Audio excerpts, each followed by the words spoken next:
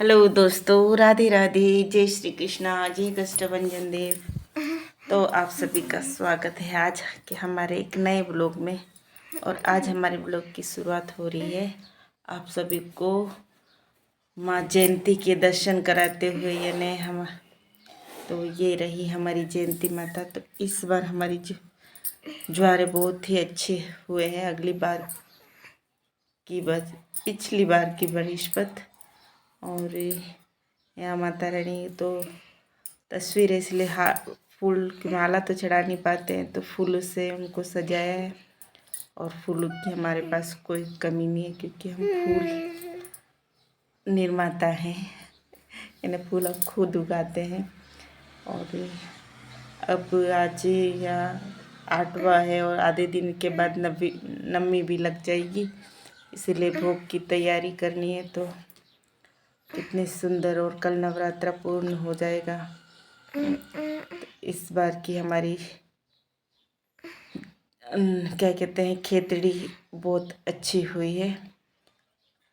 और यहाँ शुरुआत होती है भोग प्रसाद बनाने की। तो सबसे पहले शुरुआत हमने की काले चने बनाने की, और वही चीज़ बनाई जो भोग प्रसाद में माता रानी को लगता है, क्योंकि छोटी छोटी कन्या आती है, वो ज़्यादा तो कुछ खा भी नहीं पाती है, मुश्किल से 1-2 पूड़ी खाती है, मीठा नहीं खाते। क्योंकि आजकल के सभी के घर में बच्चों का यही हाल है, तो बच्चे कुछ ज़्यादा खाते हैं नहीं।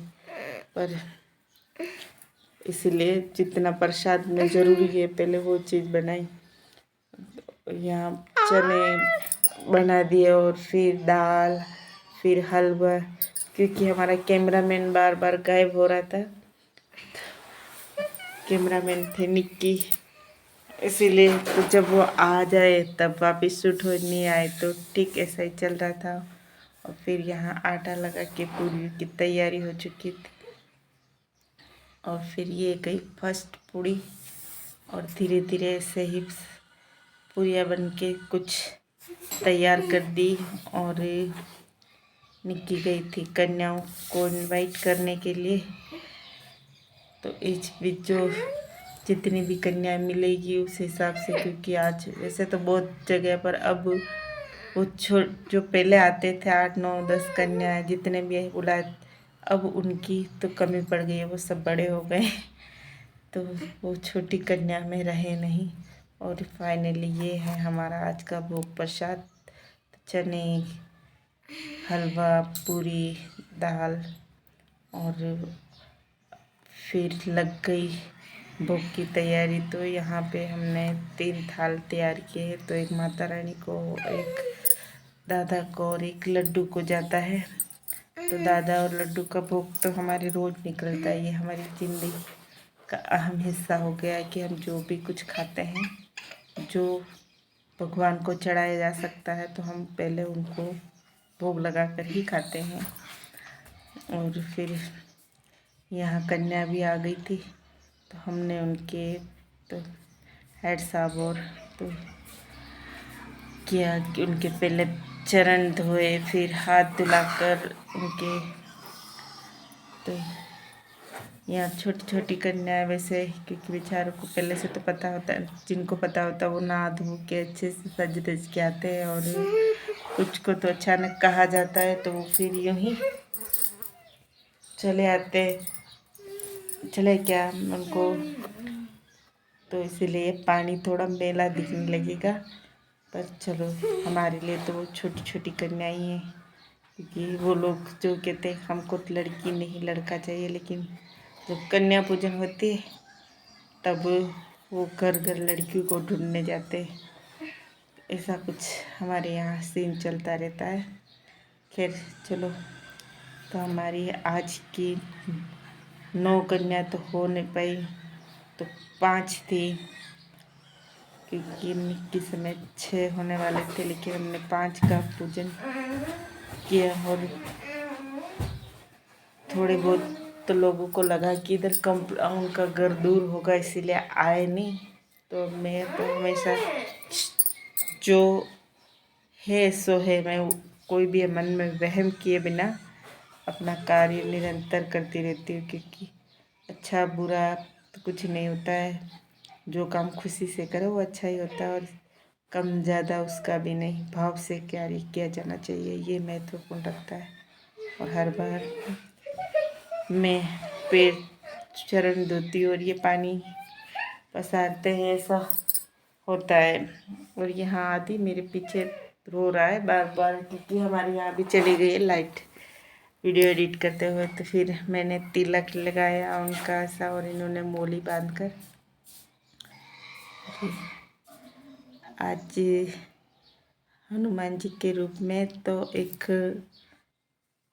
लड़का आ ही गया था, तो आदि नहीं है इसमें शामिल, बाकी इसलिए 5 कन्या हो गई थी। तो हम सब लोग परोसने वाले, और बस क्योंकि प्रेम से खिलाने वाले भी चाहिए, और इसलिए फिर इन सभी को भोग प्रसाद परोसना शुरू किया।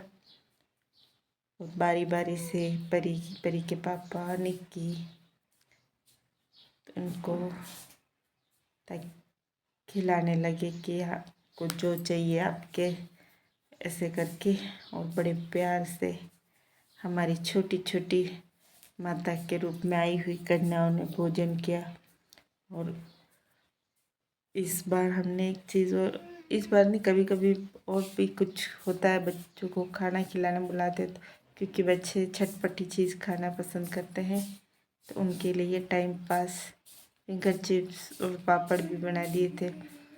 खाना तो वो बिल्कुल ना के बराबर ही खाते हैं। और यार निक के पीछे किससे गई, तो क्या आज के इस ब्लॉग में मैं भी अपना थोड़ा सा प्यारा सा चेहरा दिखा दूँ, क्योंकि जो लास्ट में अंत में हमेशा बताती हूँ वो कभी तो बढ़िया सजा सवरा होता है, कभी यूँ ही।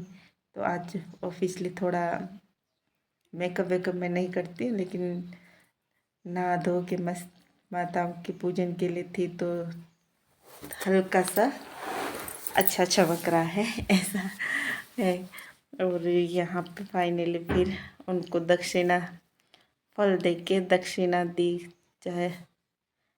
गई, ताकि हमारे जो भोजन कराया वो पूर्ण हुआ, क्योंकि बिन दक्षिणा के तो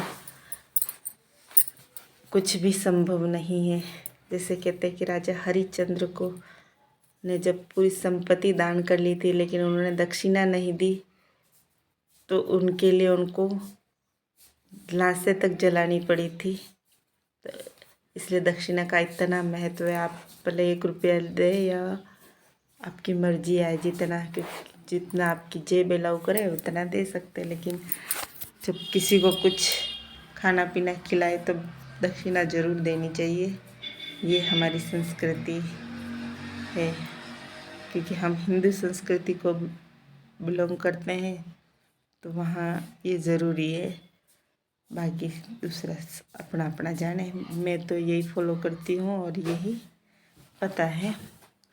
और आखिरकार फिर सभी कन्याओं ने हम सबको आशीर्वाद दिया, क्योंकि हमने 5 ने आज हमारी एक साथ सौभाग्य की बात मिली कि हम ने बारी बारी से आशीर्वाद लिया, और फिर जयकारे लगाए थोड़ी देर, और उसके बाद फिर इनको हमने वापस दूसरे घर जाने के लिए द्वार तक छोड़ दिया। ऐसा रहा हमारे कन्या पूजन का आज का ये छोटा सा ब्लॉग।